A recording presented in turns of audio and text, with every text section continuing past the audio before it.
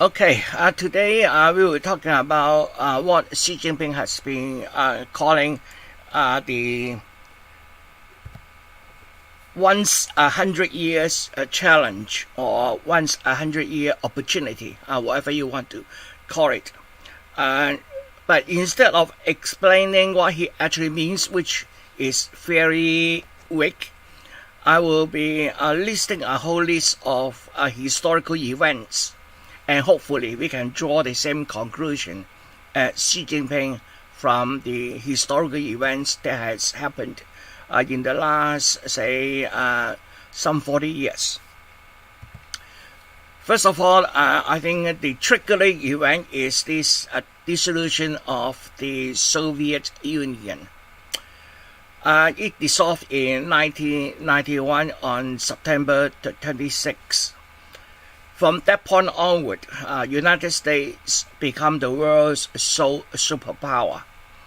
Previously, we had the so-called Cold War, and so we have at least two powers fighting for the dominance of the world.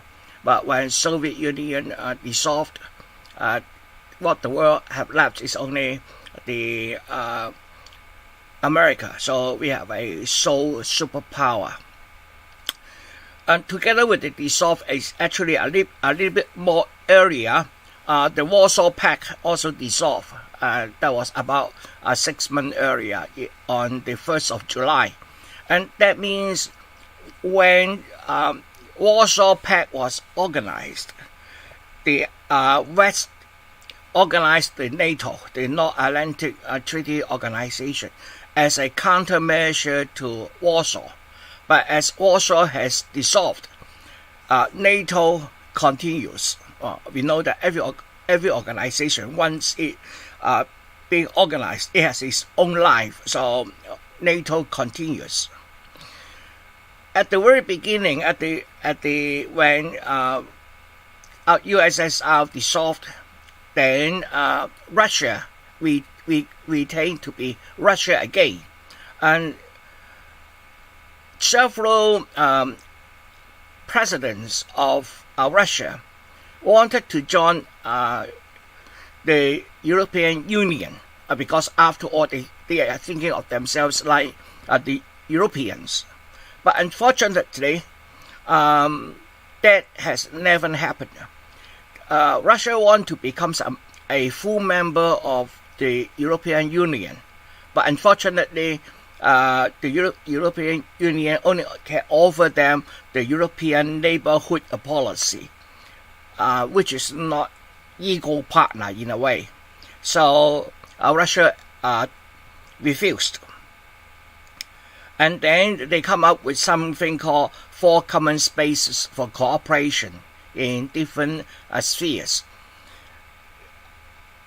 If we want to interpret these events, there is a theory, and that theory need to be proved by looking at different historical events to see whether this theory can explain the events that happened.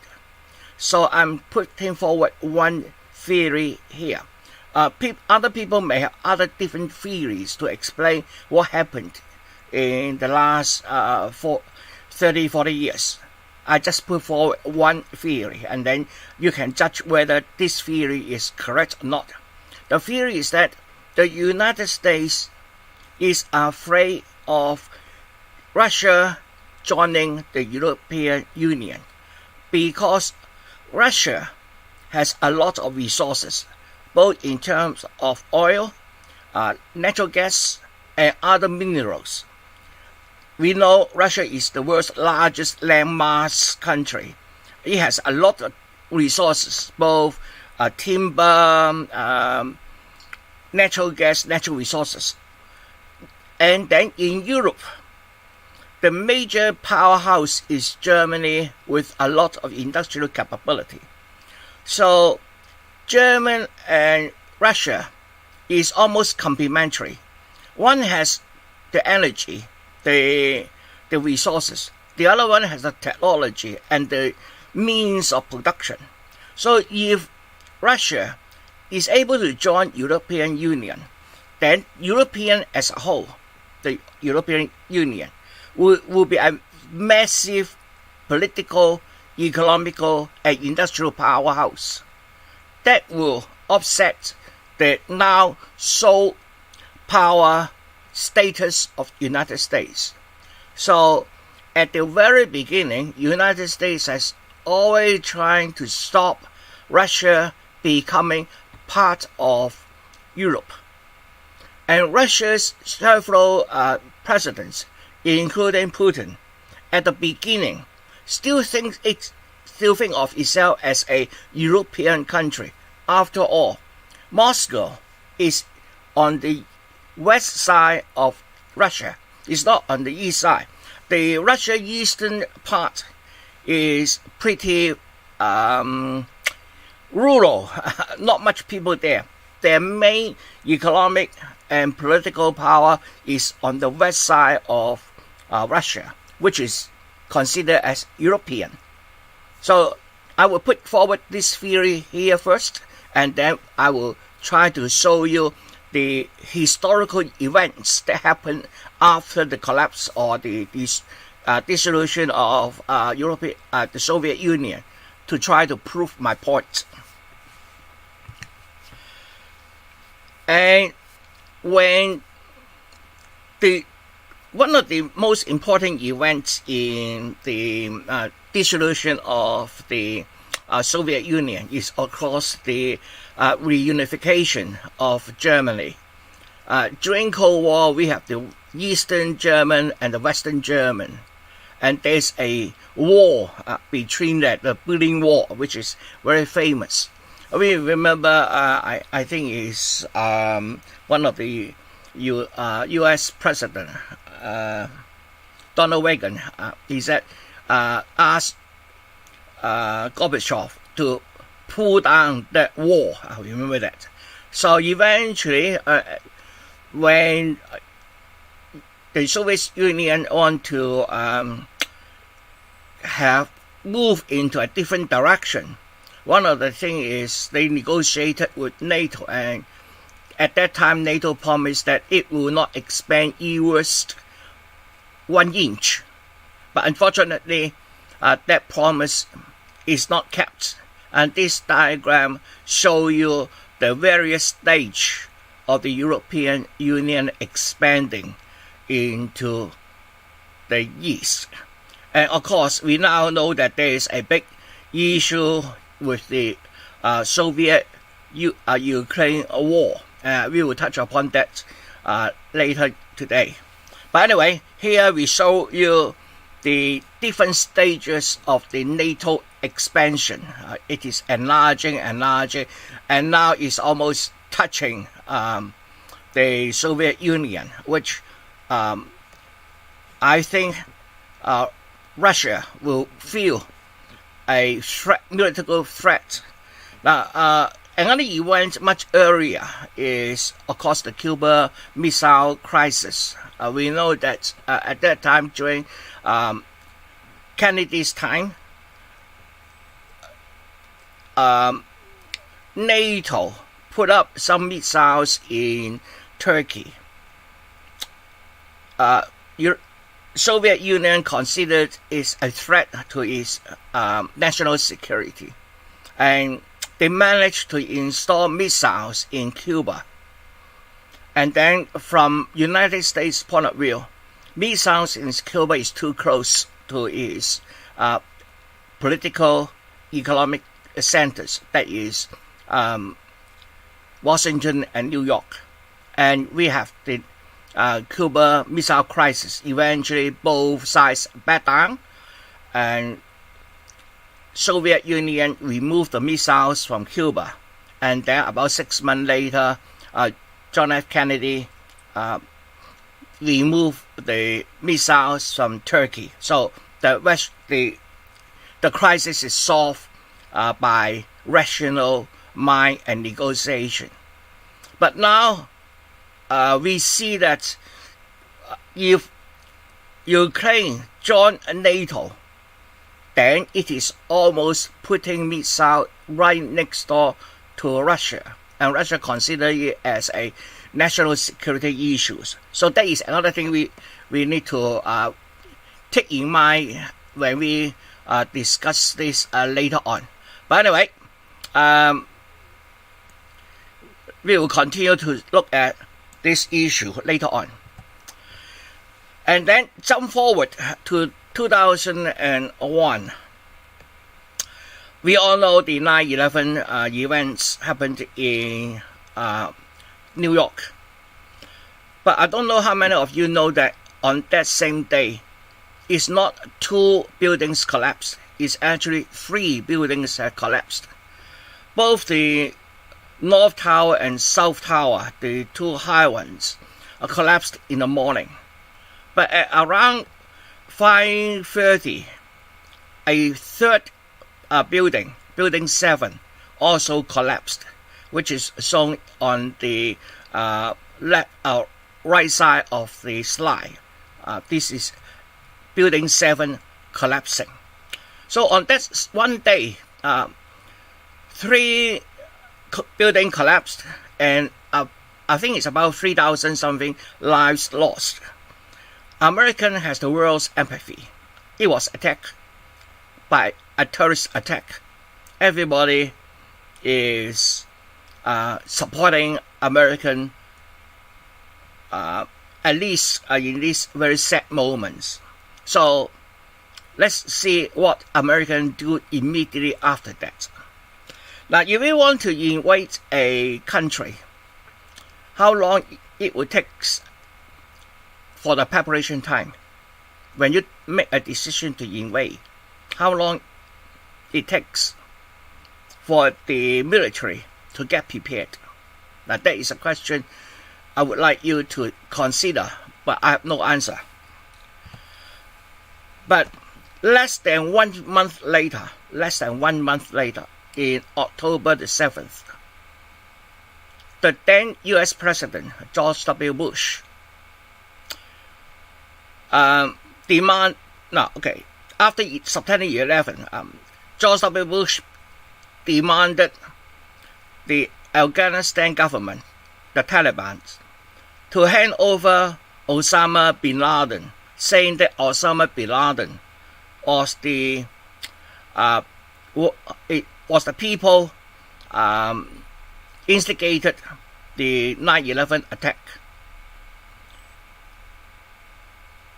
If Osama bin Laden is in Afghanistan, the normal procedure is to send a arrest request and then extradite Osama bin Laden to United States. But what if Osama bin Laden was not actually in Afghanistan? How can you hand over somebody you don't have? But anyway, Taliban asked for evidence that Osama bin Laden is involved in the attack. Unfortunately, United States produced none and continuous demand of Taliban to provide the Osama bin Laden. Obviously, Afghanistan failed to do so. So Operation Enduring Freedom started invasion on October the 7th, less than 1 month after 9/11.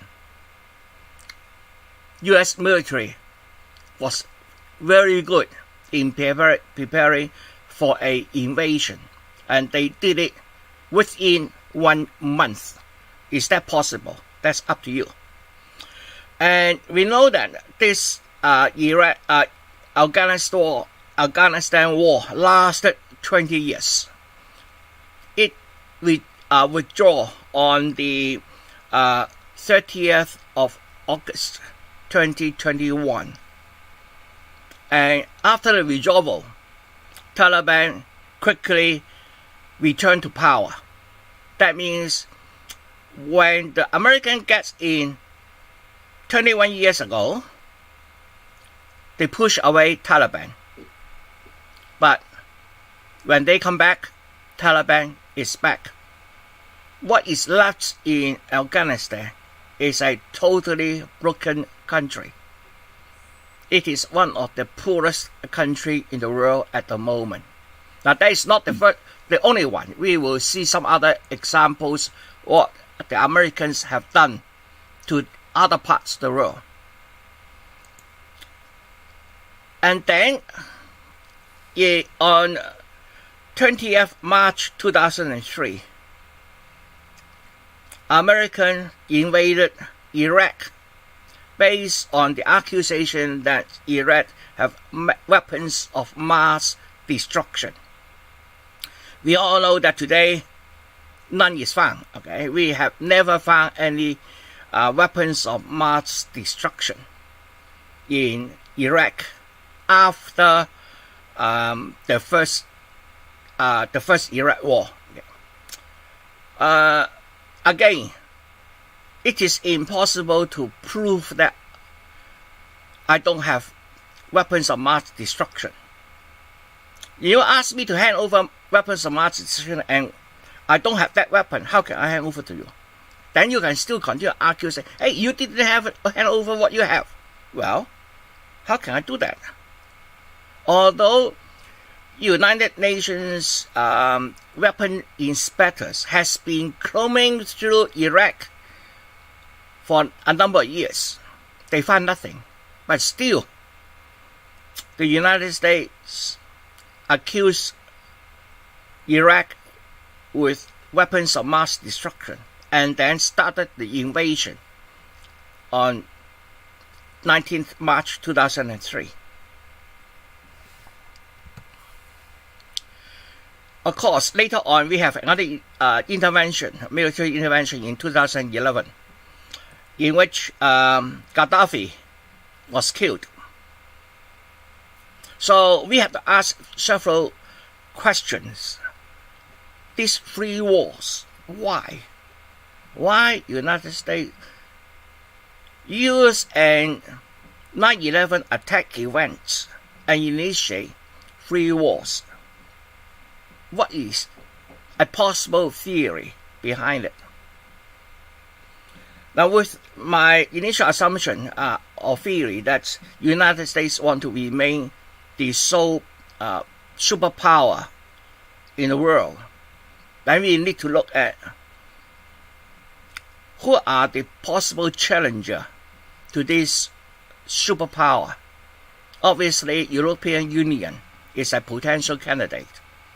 But especially if European Union can leverage on Russia's resources. Another pillar of Americans' sole power is petrodollar.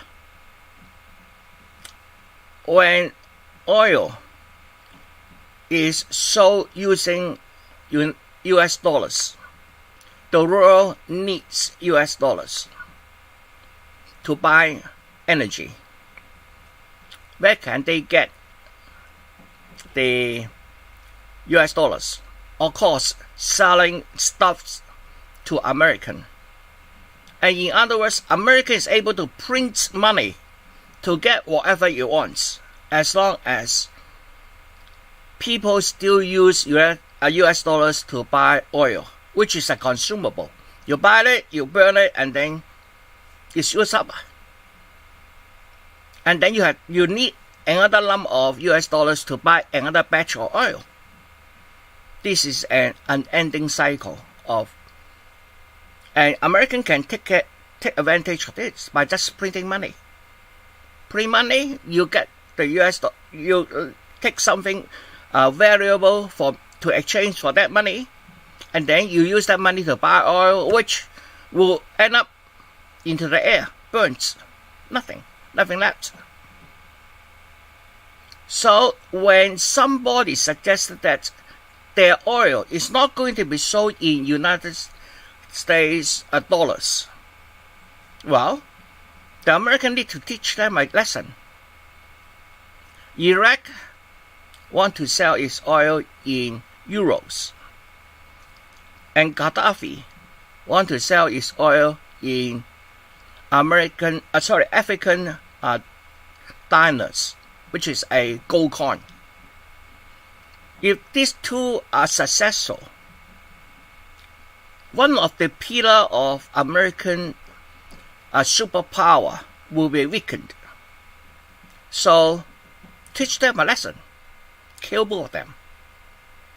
So that is my theory to explain why taking use of the so-called war against terror as an excuse.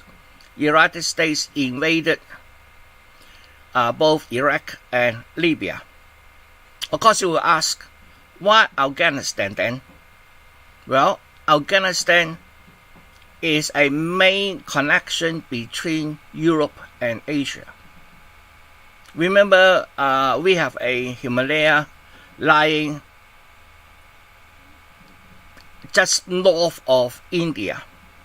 That means if you want to pass goods between Europe and Asia on land, Afghanistan is on a very key position.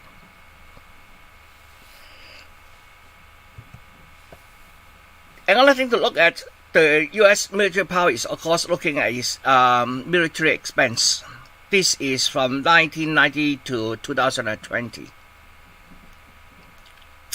And this is in terms of, on the left-hand side is in terms of billions of US dollars. On the right-hand side is in terms of GDP, which is written there. Okay, the Russia or USSR spent about 4.26% of GDP. China 1.74%, and United States about 3.74%. But in terms of absolute value, United States on the right, and the next 1, 2, 3, 4, 5, 6, 7, 8, the next 8 country on the left. United States overspent the next 8 largest spender in military. The second largest is of course China, and then India. Russia, interestingly, is only number 5.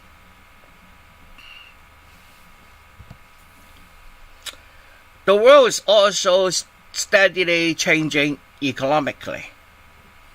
In 2004, China is still number 5 in terms of GDP. We know China has very fast moving forward in terms of economy. So by 2009, China is looking to overtake Japan, becomes the world's second largest economy.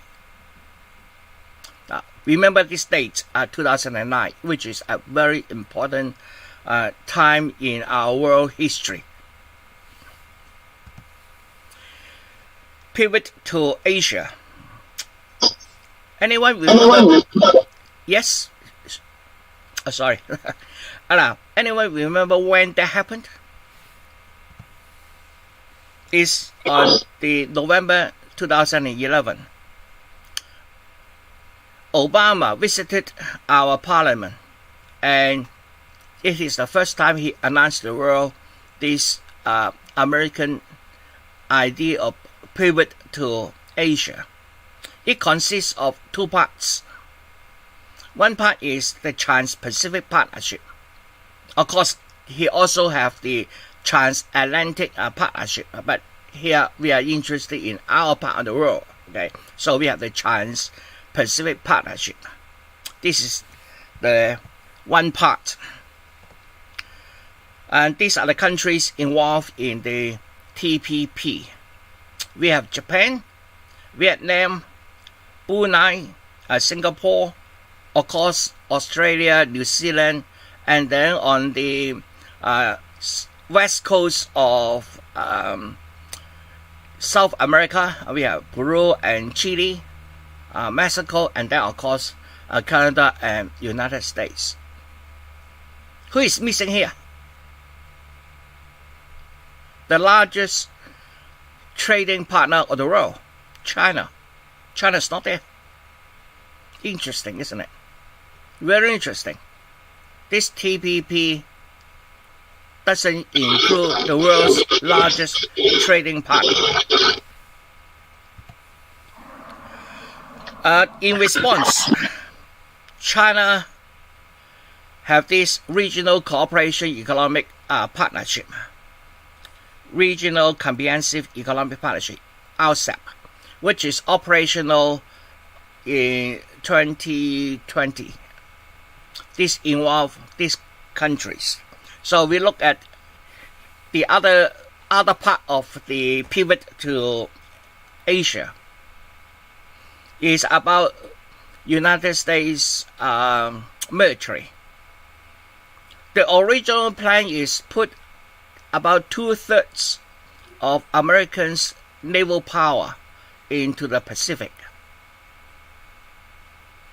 So once China knows about that, they will start thinking, Americans putting 2/3 as power in the Pacific region. Who is the enemy? Who is the assumed enemy? Well, of course we have Canada there, but Canada is basically an ally to American. It's not a problem. Okay?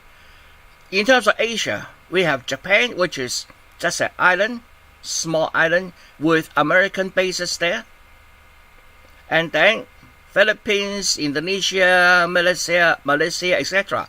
None of them has any military power which can rival 2/3 of American power. The only one is obviously China.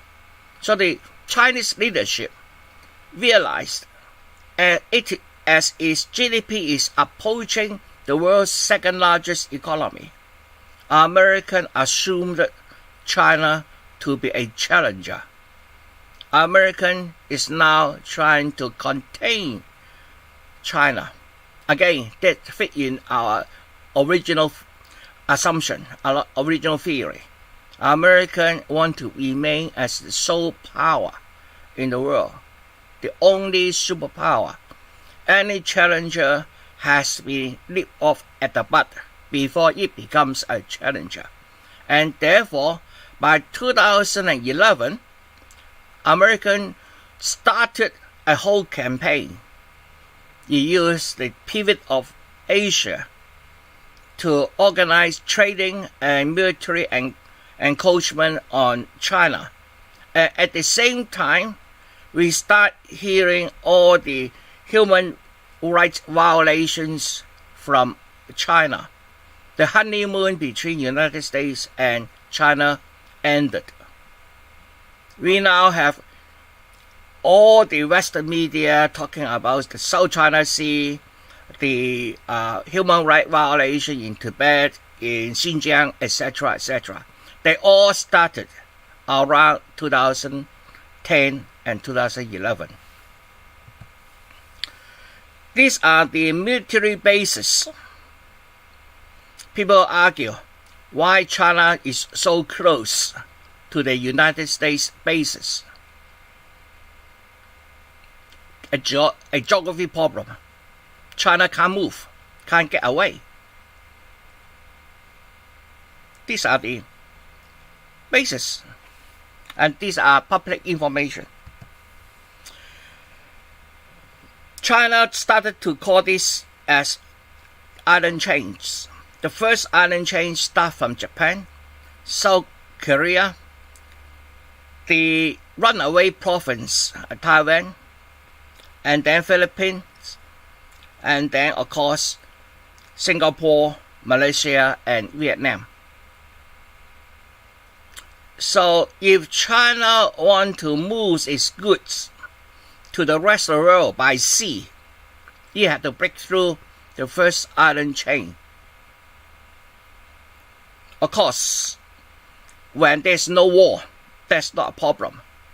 But if there is a conflict between China and United States, China will not get its needed resources by sea.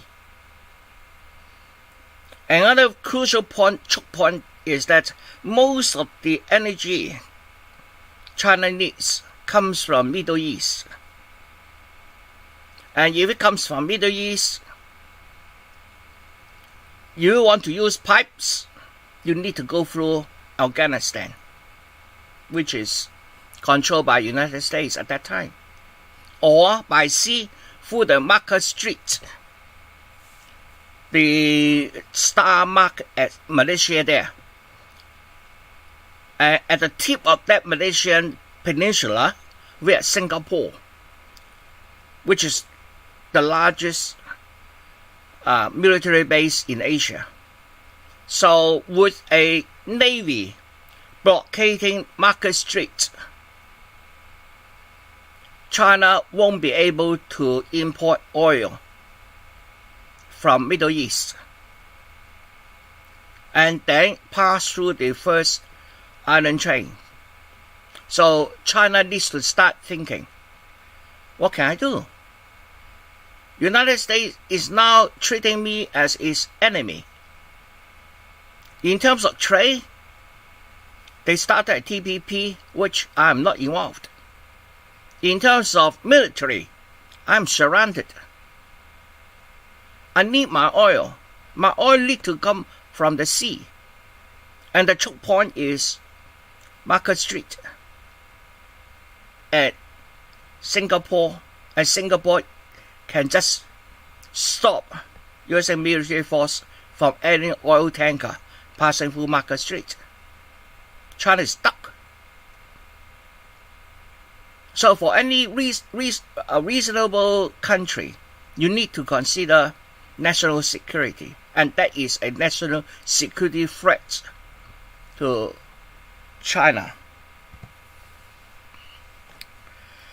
Okay, after analyzing the geopolitical situation, let's look at economics. This is America's national debt.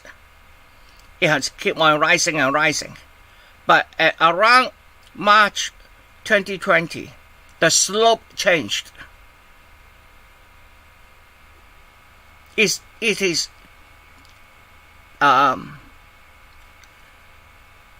making more debt at a much higher rate. Of course, when you have a debt, you have a creditor. So,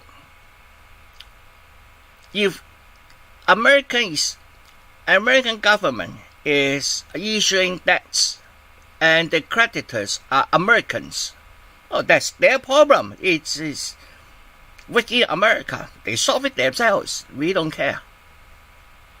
So, in terms of international politics, international finance, we have to look at this huge, now is 31 trillion, okay? This huge American national debt is owned to whom? If all this is to American, we don't care. Unfortunately, America owns that money to the rest of the world. This is their trade balance. The blue part, which is the services, America has been in surplus.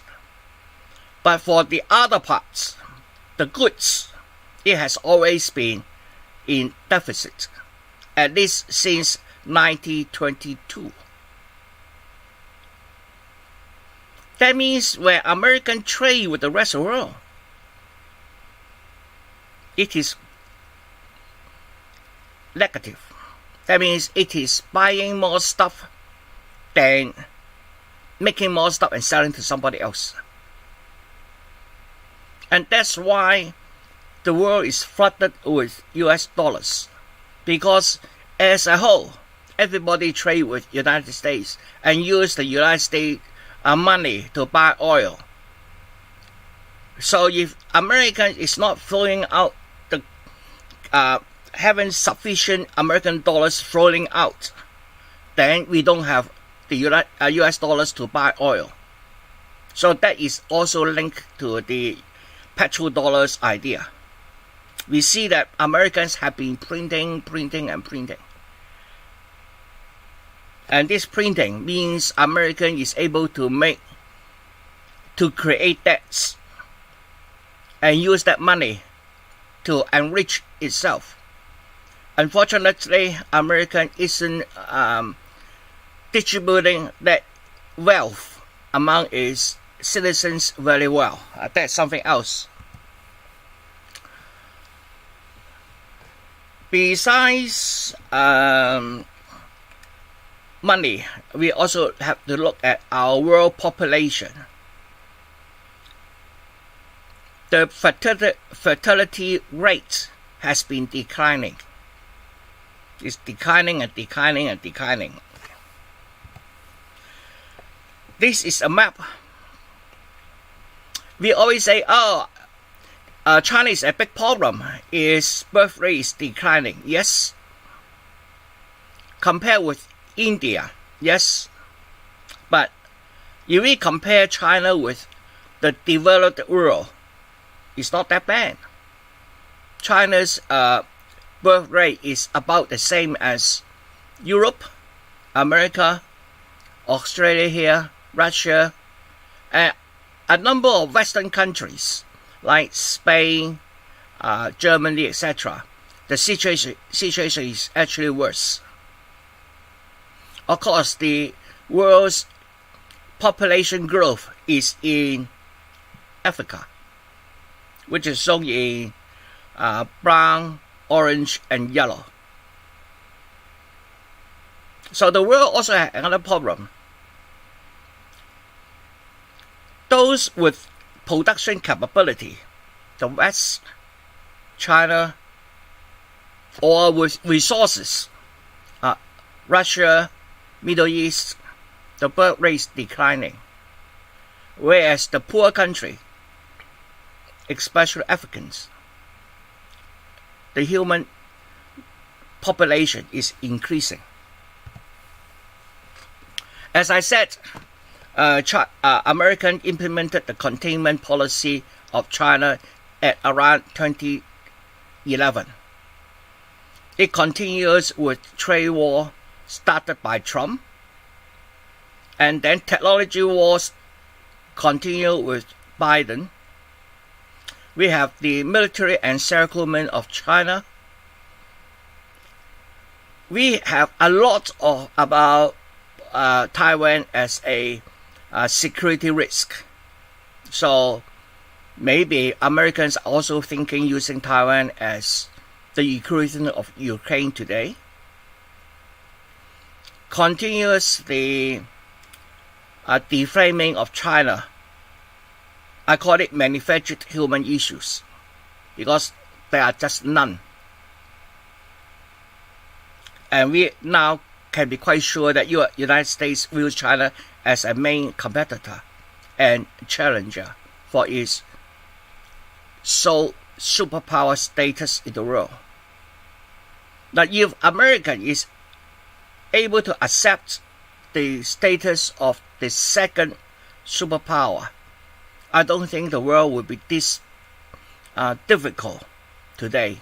But unfortunately, we always hear Americans talk about American first. America is the greatest country in the world. America is to lead the world. American exceptionalism.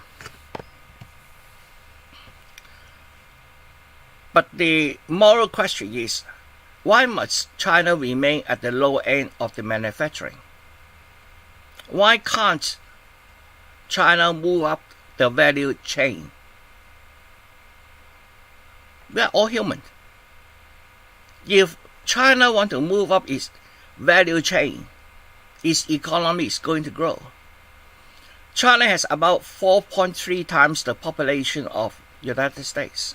So even when China's GDP overtakes Americans, on average, on a per capita calculation, China is still only 1/4 the wealth of Americans. Everybody aspire to become rich, healthy, and have a better life. So why can't Chinese? So if Chinese GDP catch up to about half of Americans' GDP per capita, its GDP will be twice as large as American. And of course, with GDP increase, it will also have significant influence on geopolitical influence. China's geopolitical influence bound to increase as its economy improves. The next risk is, of course, a military conflict between China. I put it between the West and China because the West follow Americans very closely. So I will just lump them together as the West. Another big challenge here is, in the past, whenever a country becomes rich or wealthy, we have an assumption is that the government must be democratic and free. If we want to call China's political system as authoritarian, it is not the same as democracy. But China is getting rich. It offers an alternate development model, especially to the developing worlds. I think all developing worlds also aspire to become at least a middle income country. They don't want to be permanently poor. Nobody wants to be poor. Nobody wants to be hungry. Nobody wants to have poor health system. In the past, we have this understanding or this assumed development model. Free trade, democracy, freedom of speech, etc., etc. But now we have another country moving up very fast. The fastest development in human history. Within 40 years, China is now standing next to the sole power. It offers another alternate model, an alternate ideological model. China talk about socialism. It's not capitalism. Therefore, socialism becomes a potential ideological competitor to capitalism plus democracy. China also promotes international order based on UN charters. We heard Americans say, oh, China is breaking rule-based international order. What does that mean? What is rule-based international order? Well, China say, we recognize the UN charters, and that is the international order we should follow. Not some arbitrary rules dictated by United States. If China wants to continue with its development, of course it has to protect its interests and at the same time help the developing country to grow. If developing countries can move from the current poor status into middle income, their demand in goods will increase. So the best way to make the cake bigger is improve the livelihoods of the developing countries. But in the past, we have the IMF, the World Bank, And it seems they are incapable of making the Americans, the Africans to be a bit richer. No, they don't. They can't. They haven't.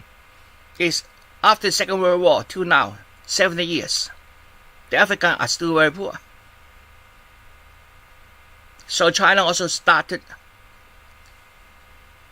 its own investment through the BRICS country, Brazil, Russia, India, China, and South Africa, and the Asian Infrastructure Development Bank. China is the major stakeholder in both of these. But one interesting observation is that in IMF and World Bank, the stake of United States is now less than 20%. But Americans still hold the veto rights. Whereas in BRICS and Asia Infrastructure Development Bank, China's stake is also over 20%, but China do not have veto power. China has now organized a much fair and just organization compared with IMF or World Bank, and actually with UN as well. China is one permanent member of the Security Council. There are all 5 permanent members of in the Security Council which have veto rights. Look at the membership. One is China. The other one, America, about 5% of the world. Britain, even smaller. France, even smaller. And Russia. In terms of population, China alone has larger population than the other 4 members in the Security Council. And UN General Assembly do not have enforcement rights. Only the Security Council has. And the West, if you include Russia, is 4-1.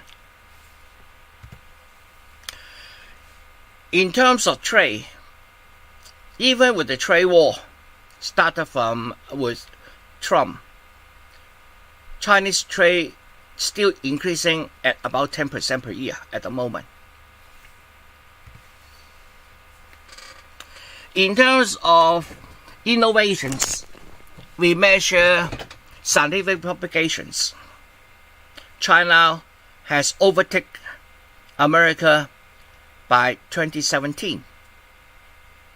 So although America is trying to contain China in terms of trade, in terms of military, in terms of access to everything else, technology war, but Chinese are now pushing ahead in terms of innovation. China is, of course, also the world's largest manufacturing. So almost everything is made in China. Okay. It overtakes America as the largest manufacturing as well. And then come the 21st century. And then in the last couple of years, just 3 or 4 years, we have 2 black swan events. COVID and Russia-Ukraine war.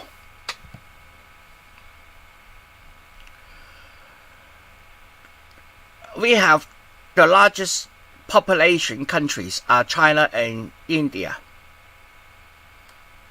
But the largest death toll is not from China or India, although both are poorer than American.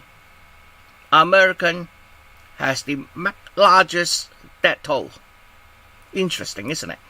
Supposed to be one of the most advanced countries in the world. But in terms of COVID, its performance is very, very poor. And during COVID, almost every country have stimulus package, including us. What does it mean? Now, originally, if you give people more money, people spend it. The spending will be used to put up local economy, and the government can tax more because the economy is better and compensate for the package.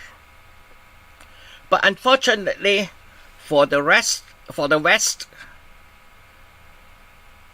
when people spend money at lockdown, what they can do? Buy stuff. Okay, these stuff are not made locally; they are made in China. So, for example, white goods, we see that during our COVID time, almost everything becomes more expensive. Why? Oh, because it's inflation. This source of inflation comes from oversupply of money. The currency expansion leads to inflation. The same amount of stuff, you have more money representing that stuff, of course, it will cost more. Then the central bank finds that, oh, we have inflation, we have to stop the inflation, make the economy back to normal. So, what tools they have? Increase interest rate. Interest rate increase, it is a squeeze on everybody else. For those who have mortgages, they have to put in more money for their loans. For our common folks like us, we may not have a mortgage, but our daily expenses increase, all due to this increase in interest, because business need money, and when they need money, they have to pay interest. When interest higher, their profit margin lower, and then they have to increase their profit margin by increasing the price. The increase in interest does not address the original problem, is the oversupply of money. Of course, this oversupply of money can be compensated through time, because as our economy expands, if our supply of money remain the same, then we will catch up. We have to catch it up through economic expansion, not by increasing interest rate. But unfortunately, all central banks using the same tactic, increase interest. Another thing is, of course, we face with another hit on our economy, which is Russia and Ukraine war. That's one part. And the other part is the issue of long COVID is now getting more severe. We now know that about 10% of people with COVID may develop long COVID. That means we have a potential of reduction in workforce due to long COVID, and at the same time an increased demand on our health system. So we have the birth rate of developed country lowering. Of course, the developed country here, we have to include China as well. We will have a reduced workforce, and reduced workforce means reduced consumption. The world's economy is not looking good in the next decade or so. The second black swan effect is, of course, the Russia-Ukraine war. Now, we are not going to analyze why. We are just looking at the impact of this. Here is the countries that have imposed sanctions on Russia. Basically, it's only the West. The rest of the world, including China, India, Africans, South Americans, etc., don't impose any restriction on Russia. All the sanctions origin are Japan. It is not exactly the West, but it is almost the West. Okay, and Australia, not even New Zealand.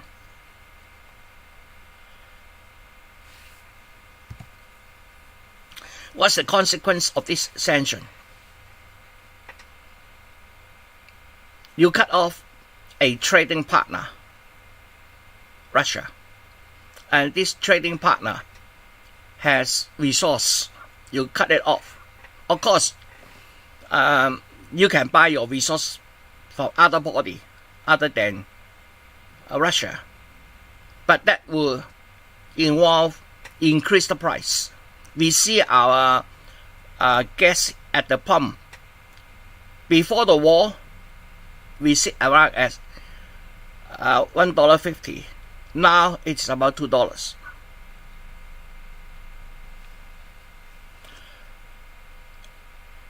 And it has higher price in terms of the resources, energy in particular, and the price is also more volatile.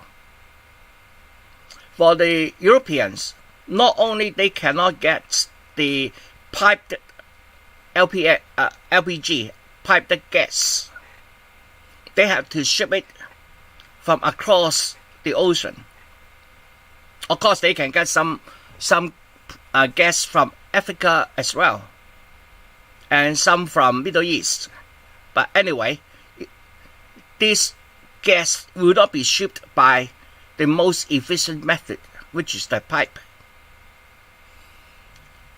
Russia is also the world's largest producer, one of the largest producers of fertilizer and wheat.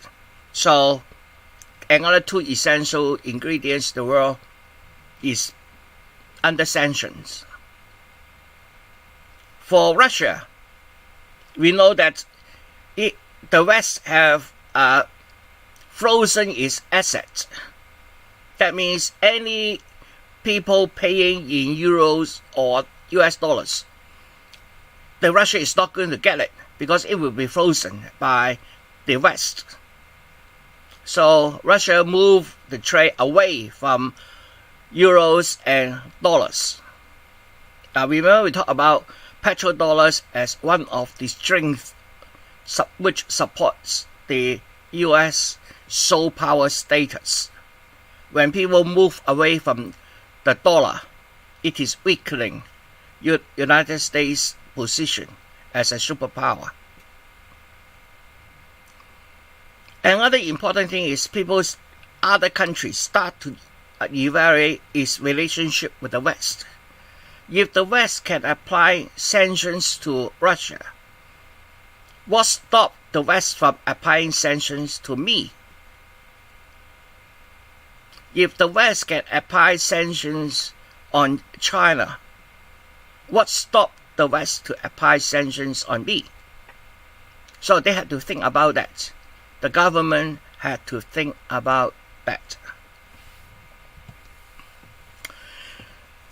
Remember, talk about Germany as one of the main industrial power in Europe.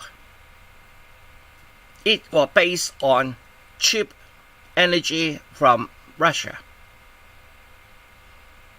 The energy is shipped to Germany through the Nord Stream pipes. We now know that the Nord Stream pipes has been sabotaged and is now not operational. That means Germany will not have cheap Russian gas or Russian energy. They have to ship it from across the Atlantic. In that sense, the industries within Germany will have to use very expensive energy, and therefore its energy-intensive industry had to find another place to operate their machinery, move away from Germany, maybe to United States, to Asia, to India, to China. So what will be the employment in Germany? Not looking good. These large companies making stuff is going to move away because the energy price is just too expensive. There is a deindustrialization of Europe happening.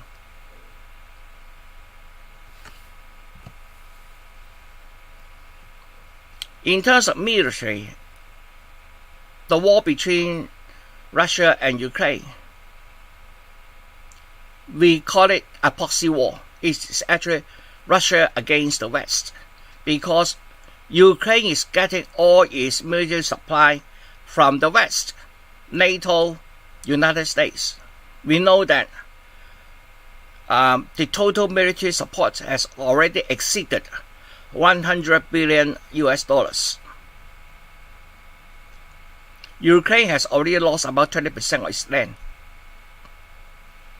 And it looks that almost all the military hardware in Ukraine are exhausted. The West is not able to manufacture sufficient military equipment to support fighting just Russia. What are the chances of fighting against China? In any war, the first contact will exhaust everybody's hardware. Then the war continues, and it depends on the industrial capability of the involved countries.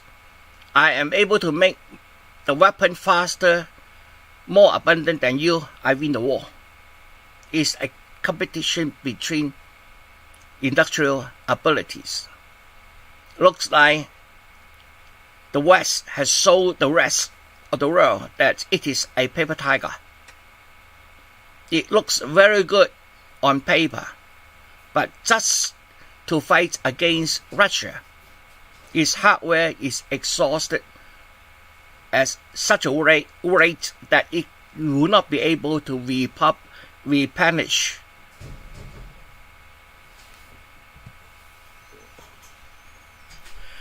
In terms of politics, in the book of the Great Chessboard,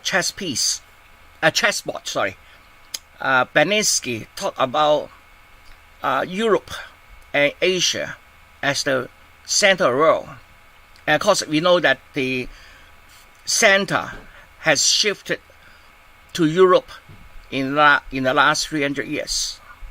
But it is now gradually shifting back to the east. And if Russia, Iran, and China to become allies, then it will be a formidable geopolitical power. What happened because United States don't want European Union to overtake itself, so it stopped Russia to become a European country, pushing Russia towards the east. In the long run, it is against their national interest. The war actually pushes Russia closer to China. And because of the sanction, Russia is kicked away from the SWIFT, which is a interbanking messaging system. It is also called the financial nuclear bomb. So Russian banks is not able to balance their interbank money exchange through the SWIFT. The only alternative is build your own. So Russia had to build its own global financial system to replace SWIFT and other damaging blow on the Americans' superpower status. Now, any country, if that currency becomes the international reserve currency, that means people want to hold your money in their bank, then you have to supply the world with that currency. You end up having a trade deficit. When you can use your money as a reserve currency, you don't have to work hard. You just print money, and then you get what you want by your printed money. That has a tendency of changing the economy from a producing economy into a consuming economy. You can only be a consuming economy if your currency is a global reserve currency, which Americans has enjoyed for the last 50 to 40 years. But we all know that all good times will end somewhere. And the world is looking at American dollars as now just paper. Unfortunately, I'm still holding a lot of this paper. So before that US dollars become paper, I want to spend it to get the maximum value. But at the meantime, the trend is coming. Countries are starting to trade using mutual currencies. Why use United States dollars if I can use my own currency, if I can print my money? Of course, we talk about the trade organizations, where the TPP represented by the blue circle, we have the RCEP represented by the red circle, and there's only a number of common countries in between. And then in terms of population, RCEP has China and India. That represent about half the world. In terms of GDP, on the other side, TPP, of course, is still larger because you have the United States there, one of the largest economy. But at the same time, the BRICS countries are expanding, and the other country with another organization, the Shanghai Cooperation Organization, also expanding. China has just a very frequent interactions with Middle East. Xi Jinping visited Saudi Arabia last year, December, his last trip. And then Iran's president just visited China about 2 weeks ago. And during the visit, Xi Jinping invited Saudi Arabia to sell its oil in Shanghai's exchange using renminbi. Will OPEC, led by Saudi Arabia, start selling oil in Shanghai exchange using renminbi? If that's happened, will United States invade Saudi Arabia just like United States invaded Iraq and Libya? We don't know. In terms of the world's most sanctioned countries, Iran was one of those, but now it's overtaken by Russia. Russia is the world's most sanctioned country at the moment. All these sanctioned countries will gather together and form a bloc. Russia, Iran, Syria, North Korea, Venezuela, Myanmar, Cuba, etc. So I think we will have to observe two global trends. I don't have the answer. I don't know whether these two trends will become the future world situation. But one is the unipolar world versus multipolar world. That means, can America maintain its position as the world's only superpower? We don't know. America will fight to the last breath to defend that position. And if that becomes a fight using military, we are in big trouble. The other is, of course, globalization versus nationalism.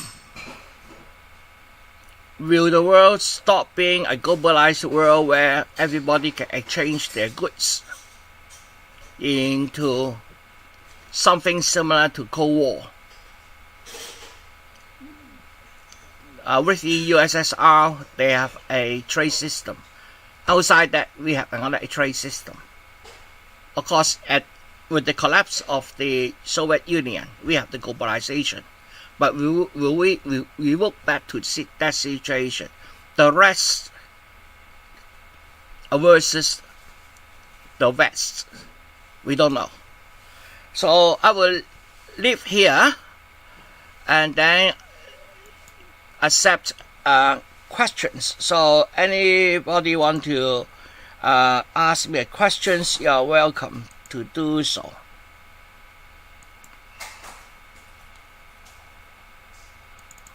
Anyone? Any question? It's strange that China is dealing with both Saudi Arabia and Iran, because they're quite big enemies, aren't they? In politics, there's no permanent enemy. There's only permanent what's that called? Interest. Yeah. So China is trying to increase its geopolitical abilities through this. Yeah. Any other questions? And how do you consider? I mean, China is. I mean, we sort of consider China's the population as being totally ruled by one dictator. Yeah. And no freedom. But I mean, I don't believe that. But what is the difference in freedom between America and China, would you say, of the population? We have to define what it means by freedom first. If you say freedom is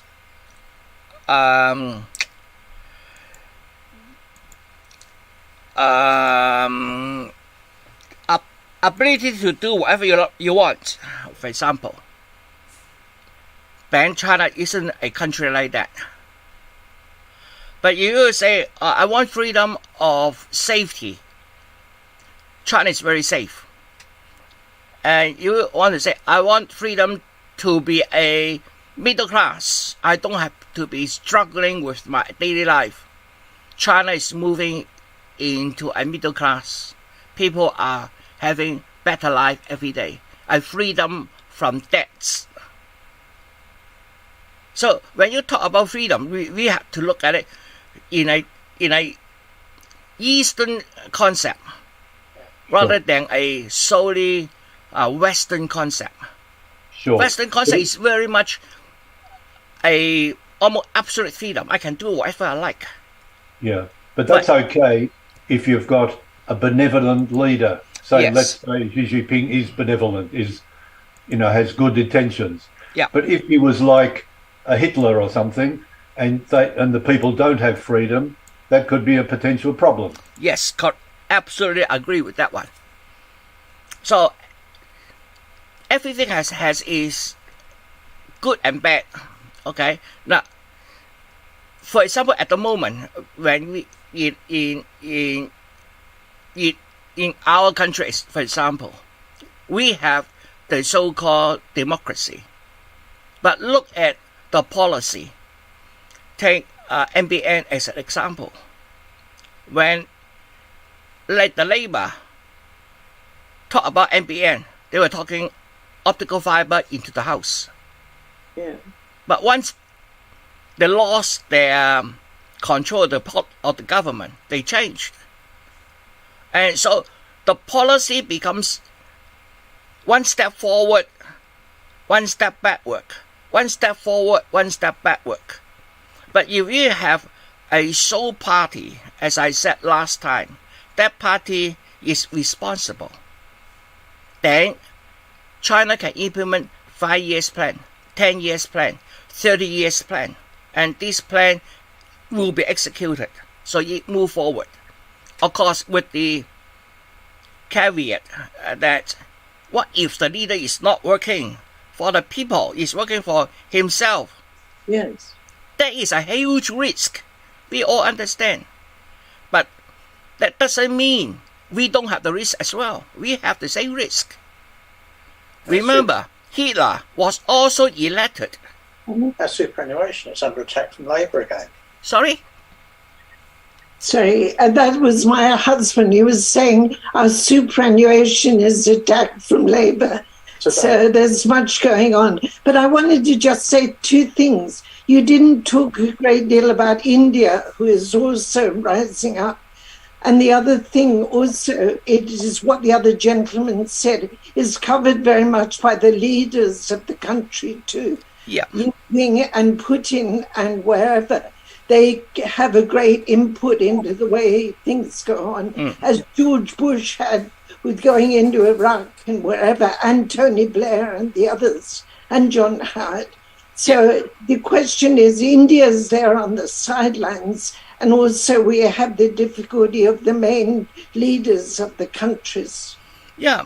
Now, India's economy has been improving during Modi. Okay, that's true. But India has also a huge internal problem as well. Its caste system is one issue. Another is it is still not united in terms of language. The English language is only available to the educated. It's not throughout the country. So in terms of long-term development, India has a number of social issues they have to overcome. If they can overcome these social issues, there's no reason why India cannot be one of the world's leading power.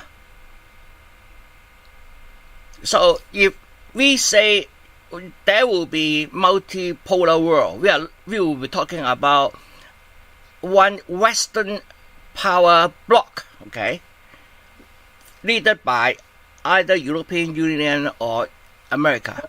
Or even if they split, we have the European as a power bloc, the Americans, the Northern America as a power bloc. That's totally acceptable. And then we may have China as a power bloc, and then our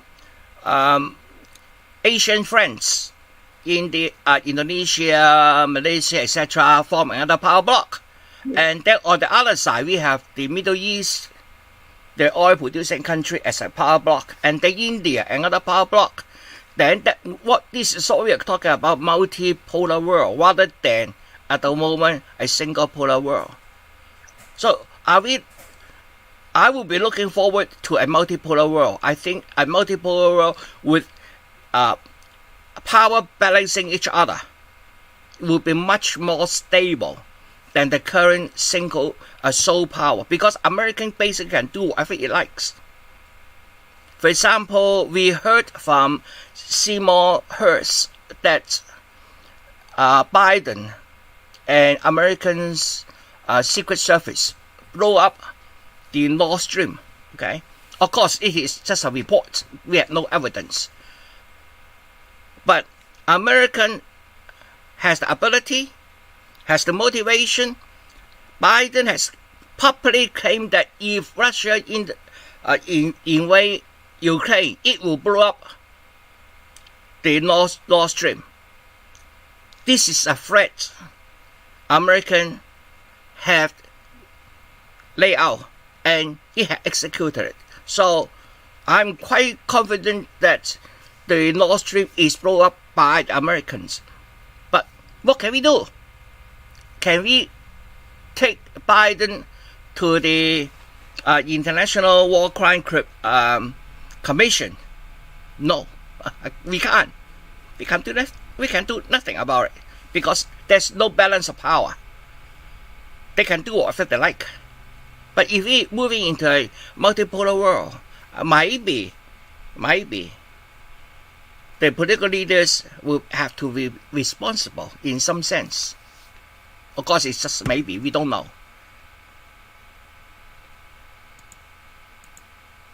The Americans is not part of the treaty. Okay, therefore you can't say anything against the American. Yes, that's another issue. He just doesn't care.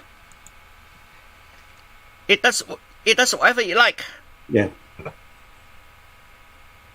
That's not Oh, good. but- sorry.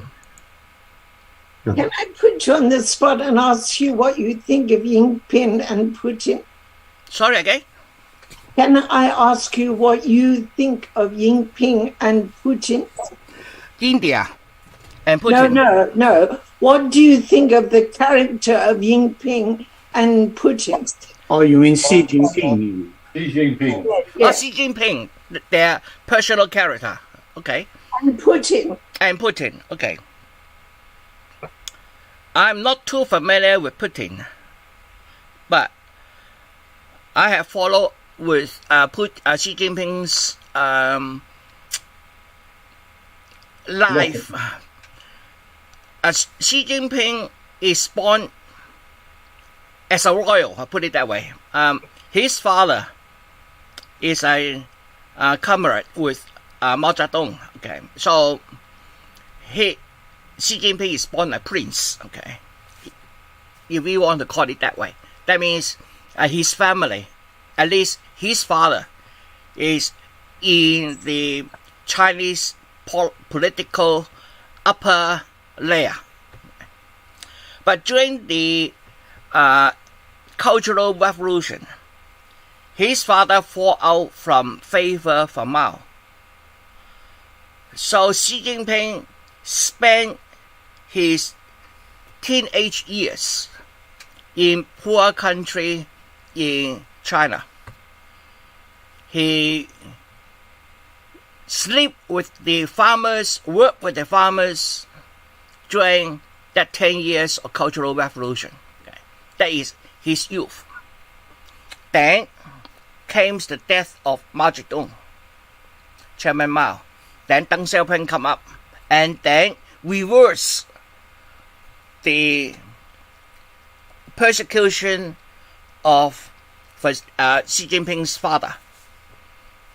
Then Xi Jinping's father was assigned to Guangdong, the province next to Hong Kong, and proposed to have a special economic zone built right next to Hong Kong as a village called Shenzhen. Now today Shenzhen is well known as one of the main innovation city right next to Hong Kong. But it was Xi Jinping's father at that time proposed that the country want to move forward economically, we need every help from the world. At that time, Hong Kong's GDP represent about 25% of China's GDP. So, building a city next to Hong Kong to attract the money and expertise from Hong Kong to invest in Shenzhen was very attractive. At that time, Xi Jinping then leave his village in the western part of China and go to Tsinghua University and do his PhD. Xi Jinping is a chemical engineer. After getting his PhD, he worked as a personal secretary to his father's subordinate.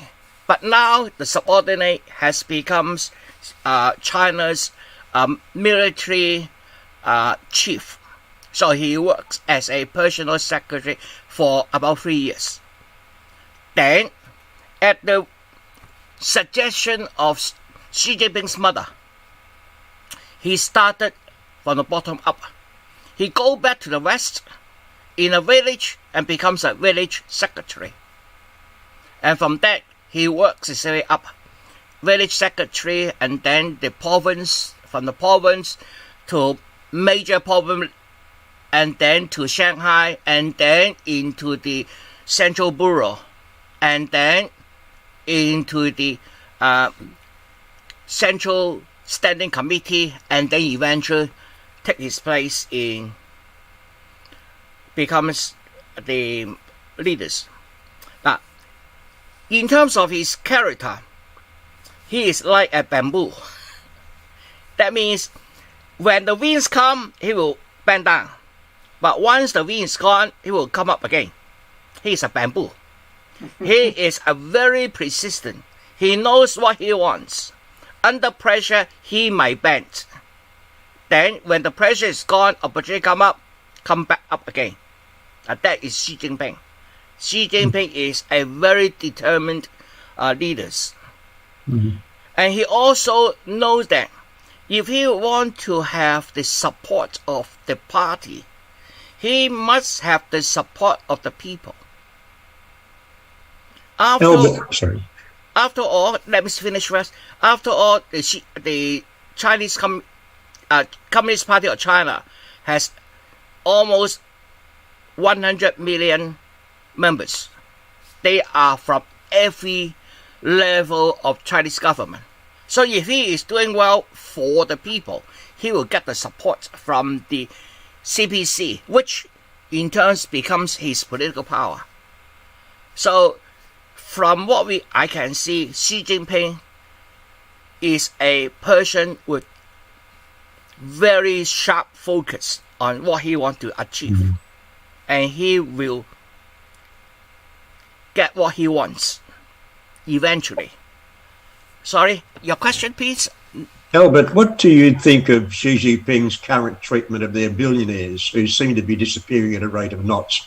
Does he see them as a threat to nationalism or to his power?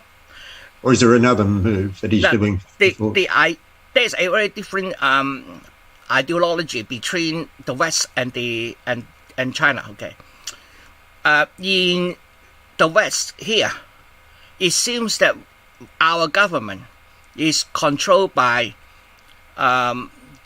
big money interests. But in China, government controls the big money. But why are so many of them disappearing or being jailed or? They'll be taxed. Yeah. For whatever reason. Okay. Now there are two issues here. One is the government will not let the capital to run the country. So there's a very interesting effect here. When a company grows to a certain size, the government will come in and say, I want to buy a certain amount of your stock to hold on to that company. So in here, we talk about privatization. But in China, we talk about the other way around. When you are successful, the company will come in, the government will come in and say, well, you are so successful. I will help you to be more successful, but I will have to have a certain amount of your stock. And they don't want it. Okay, two-way. Okay, now, a lot of billionaires, up to a certain point, they started to go into politics. Yeah. Because after all, you want to make really big money, you have to be political. And that is where the risk comes in. For all those billionaires who just strictly in terms of finance, it won't disappear. Okay? But anyone who tries to step into the political arena, then it is a risky step. And the government sometimes will make you disappear for a period of time.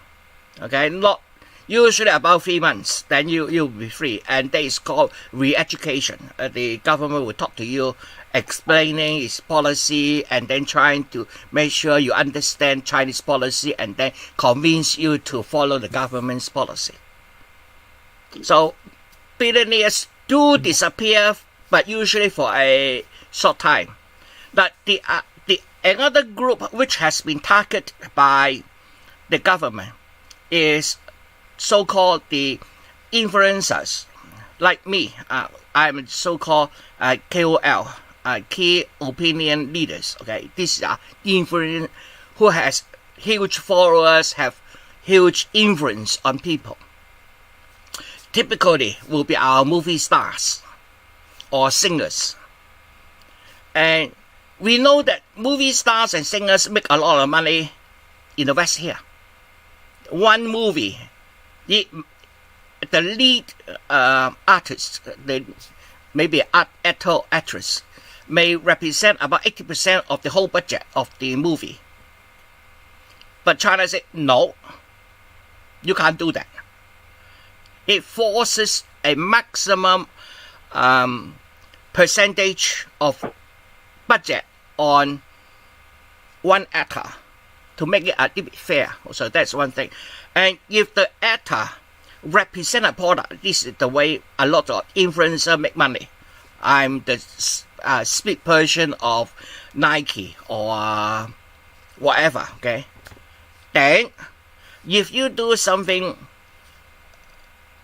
not legal, for example, taking drugs, then the government will chase after you and ban you from acting and cut you off, because the government do not want the young people to follow bad example. So that is another group have to be very careful in China.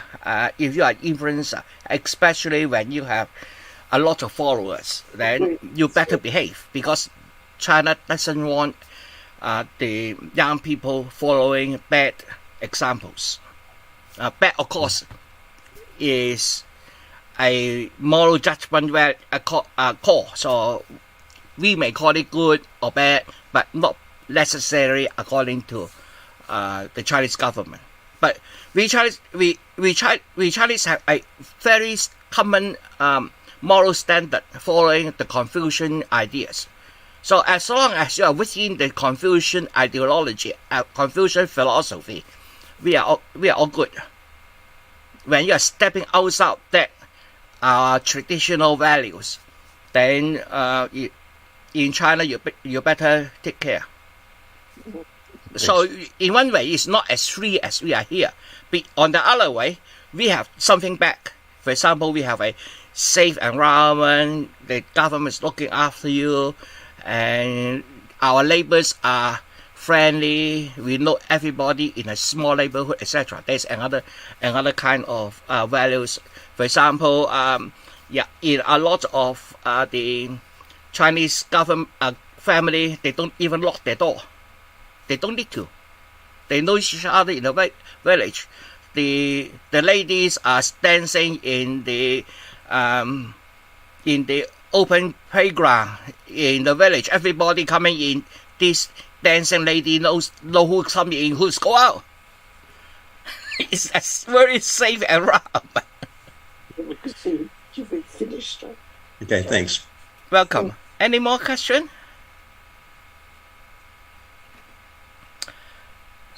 Okay, if no more, then we'll finish today, and thank you for your attention. And then next week we will be on the 5-year plan formulated last November. So we will talk about the development in the next 5 years in China. What are the top level design, at least what the government want to achieve in the next 5 years.